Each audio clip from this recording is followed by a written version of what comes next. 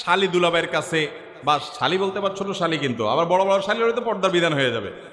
আচ্ছা শালি বাদ দেন, শ্যালকরা মনে কেন দুলাভাইকে ধরলো, দুলাভাই আপনি আসছেন প্রথম বাড়িতে, আজকে আমাদের একটু বকশিস দিতে হবে, 100 টাকা, 200 টাকা, 500 টাকা, দুলাভাইয়ের অ্যাবিলিটি অনুযায়ী। দুলাভাই যদি কোটিপতি হয় তাহলে তো 2-4 ব্যাপার না, লাখপতি হলে 2-4-500 ব্যাপার না।